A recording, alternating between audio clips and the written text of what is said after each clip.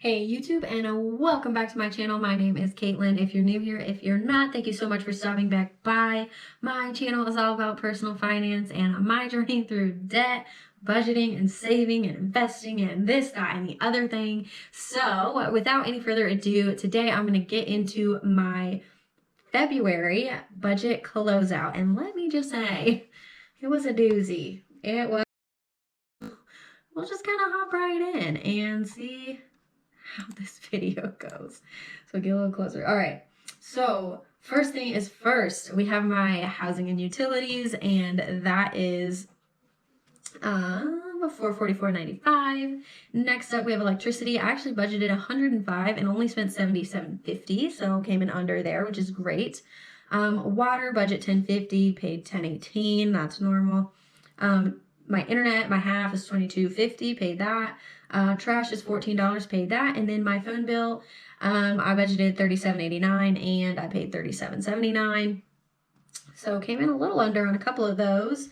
Next up, we have my auto insurance section here. And so I budgeted $65 for auto insurance. I was just paying on my Jeep for that month. And so it was $61.44. And then for fuel, I budgeted $100 because I was just driving my Jeep, and it turns out I only spent $60.67. So that was really good. Came in under by almost $40 there, which is really good. And then next up, we have my groceries section. I did budget $200 in groceries and $50 for restaurants. For groceries, I came in quite a bit under at only $142.27 because I had done a big grocery trip right before February started. So that's kind of why I was able to come in quite a bit under there. And then for restaurants, I did go over a little bit. We went to the casino and I bought some drinks, and then I bought a lot of jerky at Royal King, which y'all know beef jerky is not cheap, so that's why it cost so much. But I only went over by just a teeny weeny bit, so that's okay. Next up, we have my entertainment/subscription section, and nothing changed there. I paid exactly what I was supposed to for my Spotify, Amazon Prime, Paramount Plus, Hulu, and podcast. It's a Substack podcast. And then next up, we have my miscellaneous section, and that is where I was able to do $25 to the local Humane Society. I just did a PayPal donation to them, which felt really good to get to do. For household and toiletries, I went just a little bit over at $5 over, which not so bad. It's just, I ended up buying this face wash thing from Amazon that was $15 that I really didn't anticipate, but I am really glad I got it because it's helping.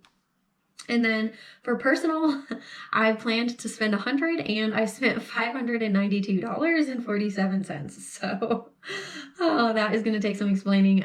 But the big thing here is I bought a life vest and a kayak. So that is what that is. And then some other stuff. But yeah, I paid for that with my tax money actually. So yeah, I'll get to that. But my miscellaneous spending, I budgeted $75 and I only spent $61. So came in under a little bit there. And that wraps up my typical expenses. Next up, we have my savings and sinking funds. And first things first is my Roth IRA. I budgeted $250 to go to that, and I actually was able to put in $275, and so a little bit over what I expected, and that was $25 over. And then the beginning balance was $1,404, and I ended at $1,675 at the end of February. And so that was a difference about $271. So, obviously you want to see it go up by the amount you put in at least, if not more. But y'all know the stock market's not doing too hot. So we're just kind of seeing some struggle there, but not a big deal. Still sticking to my guns, still investing. I'm super young, so I'm a very long-term investor. And I know that any losses now will certainly recover by the time I retire. So we're good. In my after-tax brokerage account, I budgeted $25 for that, and I ended up putting in $50, so that was $25 more than I planned as well. And that started at $178 and ended at $227, so increased by just under $50. And then my propane sinking fund, I budgeted $75 and actually put in $100 towards that. So again, $25 more than I anticipated there, and that brought my propane savings from $315 to $415.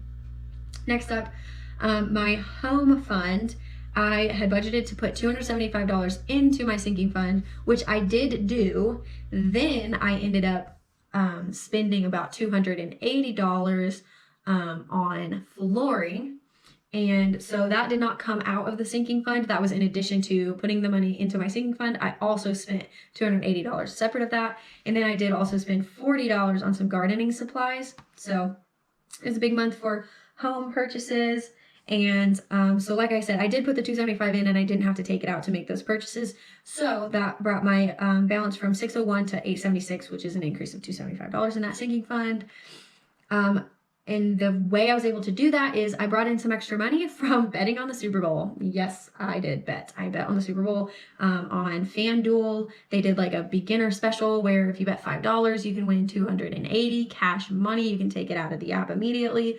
And I bet on the Rams. So I got my $280 and I bought my flooring. So I felt responsible using it in that way. So it worked out. Next up, my vehicle fund. I had planned to put $375 in there. I've been saving up for a down payment and your girl bought a car. So I spent $1,200 out of that fund. So I put $375 in, and then after I had done that, I took out $1,200. So that's why it looks like I spent more than I took out. But anyway, so the beginning balance of that fund, which I did include the cash balance because it was part of that fund. Technically, it was just in cash. So the beginning balance was $4,550. I took out $3,000 for the down payment on my vehicle, and so I still have $1,550 there. Not doing too shabby on that. Very happy with it.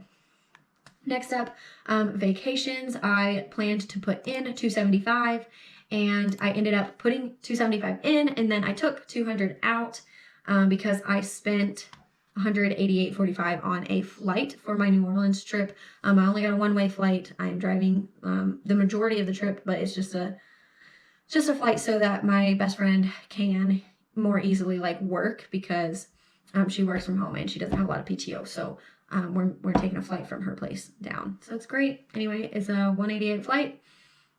So that sinking fund, like I said, I had taken $200 out to cover that flight, and so the flight ended up being just under $200. So I did take it out, and that was extra in the checking account. But so that sinking fund went from $1,679 to $1,754, which is an increase of $75 because I took the $200 out. So my gifts fund, I planned to put $25 into my gifts fund, and I didn't end up putting anything into my gifts fund. I ended up spending $211.21. I bought some clothes for my nephew for his birthday present, and then I did spend a little bit on Travis for Valentine's Day, and then I did also buy his birthday present, which was pretty big, but it was one that I have been looking to buy for a really long time, and had to do it. Just had to do it. So it worked out. And I didn't end up having to dip into the gifts fund to do those purchases because I brought in extra income this month. So that is how that went down. So I do still have the same amount, 110 left over in the gifts fund there. And then for family, I planned to spend or save $75, and I did end up putting the $75 into a sinking fund as kind of a last-ditch effort emergency fund for my family. So they didn't end up needing the money for anything last month, so I just put it into a sinking fund, and it just feels really good that, you know, whenever if something bigger happens, I'll have a little bit of liquid assets ready.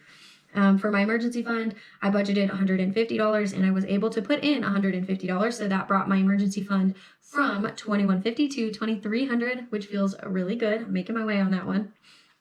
Next up, I budgeted $300 to go into my student loans sinking fund for when I start paying on student loans again after the federal forbearance ends, and I did end up putting that into savings, so that brought my total savings for sinking funds from $385 to $685, so not doing too bad there either. Next up, that brings me just to my income, which, like I said, you guys, it was a month. So let me just explain all of this income. I swear I haven't had a regular just paycheck month in a while, it feels like. So I budgeted $1,590 for my two paychecks, and I got $1,590 for each, so just under $5 extra there. And then for my federal tax refund, I got $348. For my state tax refund, I got $77. And like I mentioned earlier, I put that towards buying my new kayak. My kayak was $410, and that equaled out to $425. So it was just a little bit under what I had there. Next up, Go Rams. I bet on the Super Bowl, and I got $280 from that. And I put that towards flooring for our house. It ended up being like just about the exact amount of half the flooring cost because Travis covered the other half. Next up, I had an Amex gift card for $250, and that actually came from a Christmas gift, but it was supposed to go towards our treadmill, but I ended up like not being able to use it on the treadmill because it's a gift card that you have to use the amount or less on the gift card and you can't split it on purchases online. So I had to find a way to use it as close to the exact amount on the card as I could. And I ended up doing that at Bass Pro Shops for Travis's birthday present and my new kayak life vest. So that's what I did with that. My $100 referral bonus here from Discover. I signed up my mom for a credit card on that. And, well, I didn't sign her up. She signed up for a credit card and she used my referral link. So she ended up getting $100 and I got $100. And I put that towards a few of my sinking funds in $25 increments. So you kind of saw that some of those funds, I was able to put a little extra in. And that's why I used that for that. And then I guess I look like a super hard gambler now, but I actually won a scratch off ticket recently and that was $20. So I put that in here. And I told you guys at the beginning of the year, I was going to try to be better about putting cash in. And so I did. I put that cash into my account and put it into my budget. I actually didn't assign it to anything specific when I got it just because it was $20 and I felt like I was already spending so much money with buying a car or a kayak and doing all these things. You know, we went to the casino and stuff and I just felt like I was like, oh, I just don't want to sign it. It's going to cover me in a pinch if I go over in places that I shouldn't. So that's what I did with that. I did get $2.33 from Google Opinion Rewards. And then lastly, I brought in money from my vacation fund to cover that flight. And then I brought in money from my savings fund for my auto down payment, which was $1,200. And so those aren't like outside income, it's just coming in from my sinking funds so that it balances the spending that I put in that section. So with all that, I ended up spending $5,500 for the month, and that left over about $160 that I just rolled that into my March budget to use towards my registration for my new car because the dealership posted it on Wednesday. I bought it on Saturday and they didn't have the title yet. So, you know, I'll still need to register that vehicle and I'll use that rollover 160 towards that, hopefully. Oh gosh, I just never know how much registration is going to cost, so we will see. But moving right along, after the income here, I like to show you guys a visual representation of my budget. I told you before, you can't really compare them when the income section looks like that, when you don't know that you're going to get all this crazy income. But that being said, it is still nice to see that like I did plan to put 57.4% into savings. And according to this, I put 67%.